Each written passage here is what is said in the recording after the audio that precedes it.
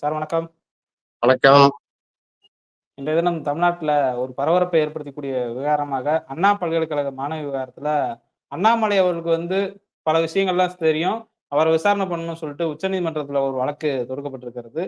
கூடுதலா பார்த்தோம்னா, நடிகரும் த.வே.க தலைவருமான விஜய் அவர்கள் இந்த கரூர் சம்பவத்துக்கு பிறகு சிபிஐ விசாரணையில தற்போது இந்த பனையூர் அலுவலகத்துக்கு கூட சிபிஐ கூட விசாரிச்சிருக்காங்க. பஸ்ஸ கூட அளந்திருக்காங்க. அங்க முக்கிய கேமரா காட்சிகள்லாம் வாங்கியிருக்காங்கன்னு பல்வேறு கருத்துக்கள் வருது. நீங்க எப்படி சார் பார்க்குறீங்க? முதலாவதாக சிபிஐ விசாரணை குறித்து கேட்கிறீங்க. அதுபோல உச்ச நீதிமன்றத்துல இன்னைக்கு மனு தாக்கல் செய்யப்பட்ட அண்ணாமலைக்கு எதிரான ஒரு ஒரு ஸ்டாண்ட்.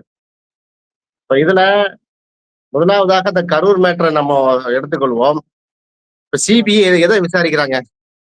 இதுக்கு மேல சிபிஐ விசாரிச்சு என்ன ஆகுதுன்னு கேட்டேன். 41 உயிர்கள் பலியாகி விட்டது. தமிழ்நாட்டு மக்கள் மட்டுமல்லாம ஒட்டுமொத்த உலக மக்களுக்கே தெரிந்து விட்டது யாருடைய அஜாக்கிரதை. இதுக்கு விஜய் தான் முழுக்க முழுக்க பொறுப்பு.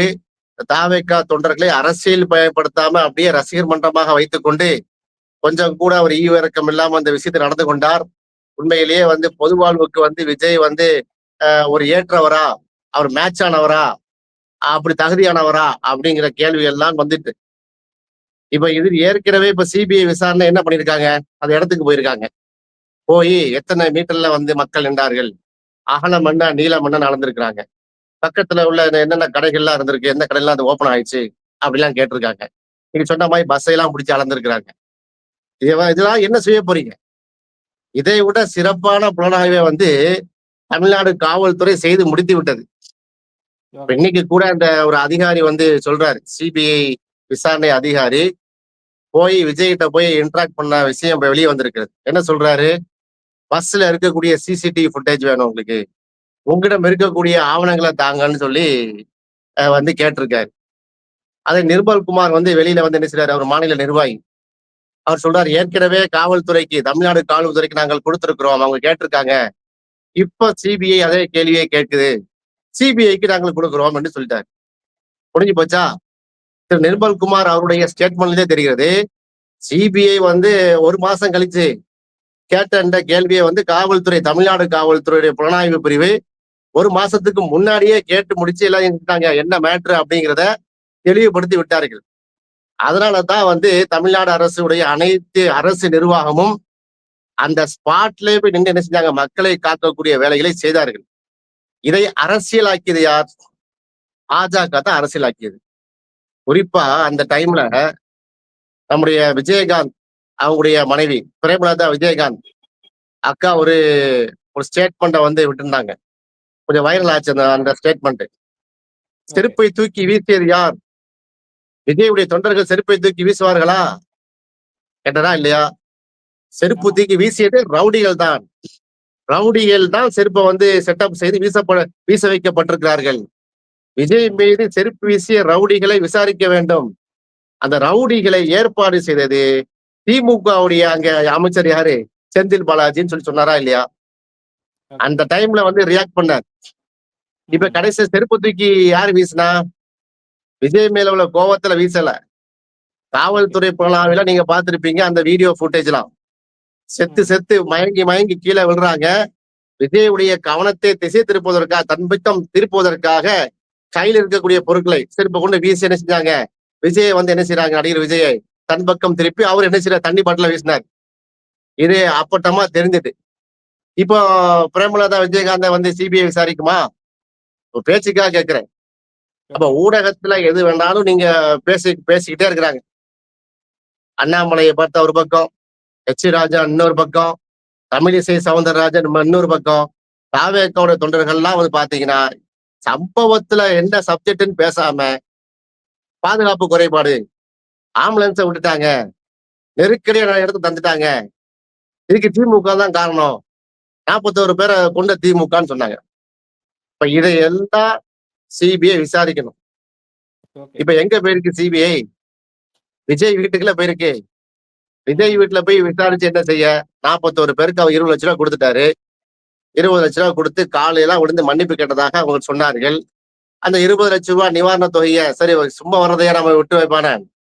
அவங்க நம்ம உயிர் தான் போய் விட்டது, நம்ம அந்த காசாய் எடுத்து என்ன செய்வோம், குடும்பத்துக்கு செலவு பண்ணுவான் என்று பாதிக்கப்பட்ட குடும்பங்களும் விஜய் செயல் சந்தித்து விட்டது. இதற்கு பின்னாடி யாரை விசாரிக்க போறீங்க? யாரை விசாரிச்சு என்ன குற்றப்பத்திரிக்கை தாக்கல் பண்ணாலும் போன உயிர் திரும்ப போறது இல்ல. விஜய் மீது பட்ட கரை வந்து அழிய போறது இல்லை. ம். இதுல அண்ணாமலை அவர்கள் வந்து சீனுக்கு வந்திருக்காரு. இன்றைய தினம் பார்த்தோம்னா, அந்த அண்ணா பல்கலைக்கழக மாணவி விவகாரத்துக்கு வந்து அண்ணாமலை அவர்களையும் வந்து விசாரிக்கணும். ஏன்னா, அந்த யார் அந்த சார்? அந்த கேள்வி வந்து மீண்டும் வந்து விவாதமாயிருக்கு. ஏன்னா, எதிர்க்கட்சி தலைவரா கூட எடப்பாடி பழனிசாமி மேடை எங்கும் யார் அந்த சார்? யார் அந்த சார்ன்லாம் கேள்விகளை வைத்திருந்தாரு. அதே குரல தான் பாஜகவும் ஒலிச்சாங்க. இத எப்படி பார்க்கலாம்? அதான் சொல்ல வருகிறேன். அதாவது எதை எடுத்தாலும் ம். திமுக அரசுக்கு எதிராக வந்து திருப்பக்கூடிய வேலையை தானே பிஜேபி செய்து கொண்டே இருக்கிறது. ம். பிஜேபிக்கு வந்து ஒட்டு சதையாக தொங்கிக் கொண்டு இருக்கக்கூடியவர்களும் சேர்ந்து என்ன செய்றாங்க, அந்த நாக்பூர் ம். ஸ்கிரிப்ட எழுதி வாசிக்கிறாங்க. ம். டிசம்பர் மாசம் 2024 ம். அண்ணாமலை பல்கலைக்கழக வளாகத்துல வந்து பாலியல் வன்புணர்வுக்காக உட்படுத்தப்படுகிறார் அந்த ஆராய்ச்சி மாணவி. ம். அவங்கள வந்து அந்த விஷயங்கள் வெளியே வருகிறது. ம். 24 மணி நேரத்துல என்ன செய்றாரு ஞானசேகரன் கைது செய்யப்பட்டாரா இல்லையா? போலீஸ் ம். ஞானசேகரனை கஸ்டடி எடுத்து அத்தனை உண்மைகளையும் வரவழைத்து கோர்ட்ல கொண்டு நீங்க நிறுத்துறாங்க. 24 ஹவர்ஸ் நடந்துச்சு ம். இந்த மேட்ரு. ம். அதை நீதிமன்றம் நல்லபடியா விசாரித்து அந்த விசாரணைக்கு மேற்கொண்டு உரிய ம். ஆதாரங்களோடு என்ன செஞ்சுச்சு, 30 வருஷம் ஞானசேகரனுக்கு கடுங்காவல் தண்டனை. 30 வருஷம் வந்து ஆயுள் ஆயுள் தண்டனை. விதிச்சா இல்லையா? ஆமா. அந்த டைம்ல அண்ணாமலை என்ன சொன்னாரு? டிசம்பர் 23, 24 ஞானசேகரன் யாரிடம் பேசினார்? அந்த சார் யாரு? அப்படின்னு சொல்லி அமைச்சர் மா. சுப்பிரமணியனை கொண்டு லிங்க் பண்ணாரு. லிங்க் பண்ணாரா இல்லையா? ம். ஓகே. அடுத்து பள்ளிக் கல்வித்துறை அமைச்சர் தான் இது காரணம்னு சொல்லி அன்பில் மகேஷ் பொய்யாமொழி கொண்டு லிங்க் பண்ணாங்க. ம். அப்ப காவல்துறையில இருந்து அங்க என்னையா அது புதுசா தகவல் வருது அப்படின்னு பார்க்கும்போது, அந்த அப்படி பல்டி அடிச்சு என்ன செஞ்சாரு? மா. சுப்பிரமணியன பேசல. மா. ம். சுப்பிரமணியோட லிங்க்ல இருக்கக்கூடிய திமுகவுடைய ஒன்றிய செயலாளர்கிட்ட பேசினாருன்னாரு. ம். இப்படி பிறண்டு பிறண்டு பேசியதை பார்க்கிறோம். ம். இங்க கரூர்ல விஜயுடைய அந்த அந்த ரேலியில, அந்த பேரணியில ம். முழுக்க முழுக்க அதுல வந்து அக்கௌண்டபிலிட்டி எடுக்க வேண்டியது யார்? விஜய். விஜயை ஓகே. பார்ப்பதற்காகத்தான் மக்கள் வந்தார்கள். அந்த மக்கள் கூட்டினதை வந்து திமுக காரங்க கூட்டல. திமுகவுடைய தோழமை கட்சிகள் வந்து அந்த கூட்டத்தை வந்து சேர்க்கவில்லை. முழுக்க முழுக்க தாவேகாவுடைய கட்சி நிர்வாகிகள் தான் வந்து என்ன செய்றாங்க, அந்த இடத்துல பெர்மிஷன் கேட்கறாங்க, பெர்மிஷன் கிராண்ட் பண்றாங்க. அந்த கூட்டத்தை கூட்டது ஃபுல்லா தாவேகா கூட்டம் தானே அது. ம். ஆனா என்ன சொன்னாங்க? திமுக மீது குறை சொன்னார்கள். அந்த கூட்டத்துக்கு வந்து நெரிசல் ஏற்பட்டு விட்டது. பிற மரணங்கள் 41 பேரை காவு கொடுத்திருக்கோம். நூத்துக்கணக்கான பேர் காயம். உடனடியாக என்ன செய்யறார்? இரவோடு இரவாக முதலமைச்சர் சென்றார்னா முதலமைச்சருக்கு மேல என்ன செய்யறது? புளிஞ்சவாய் தூட்டினது. துணை முதலமைச்சர் போய் நிக்கிறாரு. டி ஷர்ட்டோட வந்துட்டாரு. சுற்றுப்பயணத்தை வந்து பிளாக் பண்ணிட்டு டி ஷர்ட்டோட வந்து நிக்கிறாரு. அது ஒரு கேலி கிண்டல். செந்தில் பாலாஜி போய் நின்றாருன்னா செந்தில் பாலாஜி எப்படி 10 நிமிஷத்துல உள்ள வந்தாரு? அப்படின்னு ஒரு 4 கேள்வி. அன்பில் மகேஷ் போய் அழுகுறாரு. ரொம்ப ஆக்டிங் பண்றாரு. அப்படின்னு இப்படி எல்லாம் கொச்சைப்படுத்தினதை பார்த்தோம். எதுல? கரூர்ல. அதே போலத்தான் இந்த அண்ணாமலை ஸ்கிரிப்ட். அங்க இன்னைக்கு கரூர் பேட்டர்ல எப்படி நடந்தாங்களோ, அது போல டிசம்பர்ல அங்க நடந்தாங்க. யார் அந்த ஓகே. சார்? ஆ திராவிட மாடல் ஆட்சி இதுதானா? பெண் பிள்ளைகளுக்கெல்லாம் பாலியல் வந்து யாருமே நடமாட முடியவில்லை. பெண்களுக்கு வந்து இந்த திமுக ஆட்சியில வந்து என்ன செய்யல? வந்து பாதுகாப்பே இல்ல. எடப்பாடியார் பேர்ல அதிமுகவுடைய ஆட்சியில தேனாரும் பாலரும் ஓடிச்சு. உங்களுக்கு தெரியுமா உங்களுக்கு? எடப்பாடியார் ஆட்சி காலத்துல ம். தமிழ்நாட்டுல ஒரு பாலியல் வன்முறையும் கிடையாது. அப்படி சுத்தமான ஆட்சி. அப்படி எடுத்துக்கிடுவோமா? அண்ணா என்ன அடிக்காதீங்க வலிக்குது. அண்ணா என்ன அடிக்காது வலிக்காது. எங்க? பொள்ளாச்சி. பொல்லாத ம். ஆட்சி, பொள்ளாச்சியே சாட்சி. அப்ப பாலியல் விஷயம்ங்கிறது வந்து திமுக, ம். அதிமுக என்று பார்க்காமல் எல்லா ஆட்சி கட்டத்திலும் நடந்துகிட்டே இருக்கு. ஓகே அது சார். இந்த வந்து அண்ணாமலை சொசைட்டி வந்து அவர்கள் வந்து அண்ணாமலை அவர்கள் வந்து விசாரிக்கணும்னு சொல்லி இந்த வழக்கு போட்டிருக்காங்க. அண்ணாமலை அவர்கள் வந்து விசாரிச்சா யார் அந்த சார்ன்ற ஒரு உண்மை வெளிச்சத்துக்கு வருமா? குடுக்க வேண்டியதானேங்கிறேன். யார் அந்த சாருன்னு கேள்வி கேட்கக்கூடாது. உங்ககிட்ட வந்து 23 டிசம்பர் 23, 24 பாருங்க ம். இந்த அமைச்சர்கிட்ட பேசியிருக்கான் ஞானசேகரன். இந்த இந்த முக்கியமான ஆட்கள்லாம் பேசியிருக்கான்னு சொல்லி ஆதாரத்தை வெளியிட்டிருக்க வேண்டும். தண்டனை அறிவிக்கப்பட்டு விட்டது. புலன் விசாரணையில் இருக்கிறது. ஞானசேகரன் ம். குற்றவாளி என்று போலீஸ் வந்து எந்த விதமான சந்தேகத்துக்கு இடமில்லாமல் நிரூபிச்சுட்டாங்க. கோர்ட் ம். அவருக்கு தண்டனை வழங்கி விட்டது. இப்ப அந்த ம். இடத்துல எடுத்துக்கிட்டு யார் இருந்தா சார் இப்படிலாம் சொன்னா அப்ப என்ன செய்யறாரு? அத புலனாய்வு விசாரணை வந்து திசை திருப்பு மூலமாக என்ன செஞ்சாரு? அண்ணாமலை நடந்து ம். கொண்டார். ம். அதான பிஜேபியுடைய வேலை. நான் தான் கரூர் உங்களுக்கு கம்பேர் பண்ணி சொன்னேன். கரூர் இப்ப இன்சிடென்ட். எதை எடுத்தாலும் திமுகவுக்கு எதிராக மாத்துறது தானே. அப்ப எப்படியெல்லாம் சொன்னார்கள். பாலியல் வன்கொடுமை கண்டிப்பா இருக்கு. திமுக ஆட்சியில இருக்குது. அதிமுக ஆட்சியில இல்லையா? பிஜேபி ஆளக்கூடிய மாநிலங்கள்ல உள்ள கிரைம் ரேட்ட பார்ப்போமா? பெண்களுக்கு எதிரான பாலியல் வன்கொடுமை லிஸ்ட் எடுத்து பார்ப்போமா? குஜராத்ல என்ன லட்சணம் பார்ப்போமா? உத்தரப்பிரதேசல என்ன லட்சணம் பார்ப்போமா? கிரைம் ரேட் ஆஃப் மத்திய பிரதேஷ் பேசுவோமா? இங்க தமிழ்நாடுடைய கிரைம் இண்டெக்ஸ் என்ன? உண்மை தமிழ்நாட்டுல பெண்களுக்கு இந்த மாதிரி அங்கொண்டு இங்கொண்டுமாக கல்லூரி, பள்ளி, கல்லூரி மாணவிகளுக்கு இந்த மாதிரி நடக்குது. அது குறைக்க வேண்டும். அனைவரும் சேர்ந்து அதுல என்ன செய்யணும்? சட்டம் கடுமையாக்குவதற்கு கூட வந்து என்ன செய்யணும்? அந்த அழுத்தம் கொடுக்க வேண்டும். ஆளக்கூடிய அரசுக்கும் பொறுப்பு இருக்கு. திமுக அரசுக்கும் பொறுப்பு இருக்கிறது. ஆனா அது எப்படி கொண்டு போனாங்க? என்னமோ திமுக உடைய ஆட்சியில தான் வந்து பயங்கரமா அடக்குற மாதிரியும், அதிமுக ஆட்சியில இல்லங்கிற மாதிரியும், பிஜேபி உடைய ஆளக்கூடிய மாநிலம் சுத்தமா இருக்கிற மாதிரி கொண்டு வந்தாங்களா இல்லையா?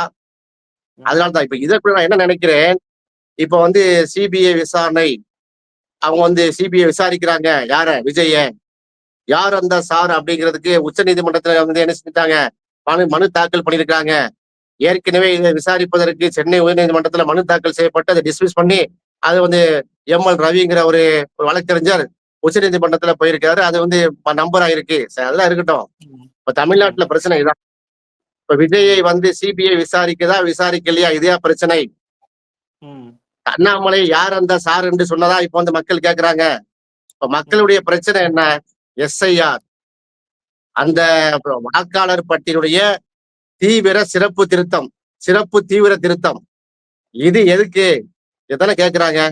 மக்களுடைய ம். அச்சத்தை போக்கணுமா வேணாமா? இன்றைக்கு கூட எலெக்ஷன் கமிஷன் ஆஃப் இந்தியா வந்து தேர்தல் ஆணையம் இந்த நீதிமன்றத்துல ஒரு மெமோ சப்மிட் பண்ணியிருக்கிறாங்க. சென்னை உயர்நீதிமன்றத்துல. என்ன அச்சப்பட வேண்டாம். பயப்படாதீங்க. ரொம்ப பெர்ஃபெக்ட்டா நடக்கும். அதுதான் எங்களுக்கு தெரியும் எப்படி பெர்ஃபெக்ட்டா நடக்கும்னு. எப்படி பெர்ஃபெக்ட்டா நடந்துச்சு. தீவிர திருத்தம்ங்கிற பெயர்ல மகாராஷ்டிரால எப்படியெல்லாம் தில்லு முள்ளு பண்ணாங்க என்பதை ராகுல் காந்தி, உத்தவ் தாக்கரே புட்டு புட்டு வச்சாங்களா இல்லையா? ஒவ்வொரு விழா வாரியாக சிவசேனா மக்களுடைய அங்க தொண்டர்களுடைய வாக்குகள் எல்லாம் திருடப்பட்டது. தேசியவாத காங்கிரஸ் வெற்றி பெற வேண்டிய இடத்துல எல்லாம் பாஜக வெற்றி பெற்றிருக்கிறது. நிரூபிச்சாங்களா இல்லையா?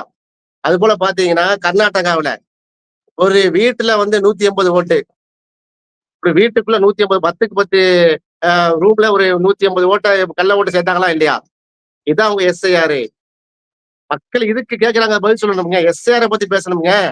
இப்ப சிபிஐ விசாரணை அண்ணாமலை யார் அந்த சாரு? யார் அந்த சார் மேட்டர் இல்ல. எஸ்ஐஆர் தான் மேட்ரு. SIR sir. அந்த மேட்டர் இல்ல இப்போ. எஸ்ஐஆர் தான் மேட்ரு. சாருக்கும் எஸ்ஐஆருக்கும் ஒரே ஸ்பெல்லிங் தான். சரியா? அதே மாதிரி 65 லட்சம் பேரை காவு கொடுத்திருக்கிறீங்க. எங்க? பீகார்ல. அதுக்கு கேட்டுக் கொண்டிருக்கிறோம். அதுக்கு வழி இல்ல. அப்ப அதே போலத்தான் தமிழ்நாட்டுல செய்வீங்களா?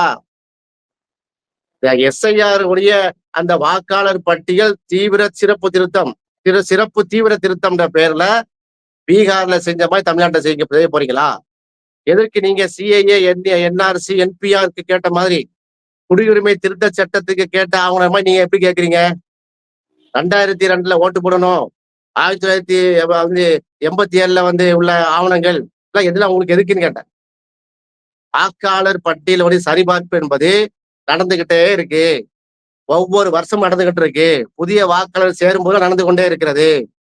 குறிப்பா வந்து வரைவு வாக்காளர் பட்டியல் வந்து ஒவ்வொரு நாடாளுமன்ற தேர்தலுக்கு முன்னாடியும், சட்டமன்ற தேர்தலுக்கு முன்னாடியும், அதுபோல உள்ளாட்சி தேர்தலுக்கு முன்பாகவும் தமிழ்நாட்டில் வெளியிடப்பட்டு கொண்டே இருக்கிறது. அதை சிறப்பாக வந்து மாவட்ட ஆட்சித்தலைவர் தலைவர் நடந்து கொண்டே இருக்கிறது. அவங்க தலைமையில இருக்கக்கூடிய ஆர்டிஓல இருந்து வட்டாட்சியர், கோட்டாட்சியர், தாசில்தார், விஓ எல்லாருமே சரிபார்த்து அங்க இருக்கக்கூடிய 2 பிரதான கட்சிகள், அரசியல் கட்சியுடைய முகவர்கள்லாம் சரிபார்த்து ஒவ்வொரு ஆண்டும் சிறப்பாக நடந்து கொண்டிருக்கு. இதுல எது எஸ்ஐஆர் ஏன் தேவை? அது என்ன செய்ய போறீங்க? இதுதான் கேள்வியே தவிர பனையூர்ல வந்து சிபிஐ போனால் என்ன, போகாட்டல் என்ன? தமிழ் மக்களுக்கு அதுல ஒரு மேட்டரே கிடையாது இப்போ. யார் சரி. அந்த சாருங்கிற கேள்வியே இல்லை. அந்த வழக்கே முடிந்து விட்டது. சம்பந்தப்பட்ட குற்றவாளி தண்டனைக்கு உட்பட்டு விட்டான். எனவே பொது ஊடகங்கள், சமூக ஊடகங்கள் திசை திருப்பல நீங்க செய்யாதீங்க, பண்ணாதீங்க. எஸ்ஆர் பத்தி பேசுங்க. எஸ்ஆர் வேணுமா வேண்டாமா? எஸ்ஆர் குளறுபடிகள் சொல்லுங்க என்பதை இந்த பேட்டியின் வாயிலாக தெரிவித்துக் கொள்கிறேன். Okay sir. சிபிஐ விசாரணை குறித்தும், எஸ்ஐஆர் குறித்தும் பல்வேறு கருத்துக்கள் வந்து பகிர்ந்தீங்க. மிக்க நன்றி சார். நன்றி.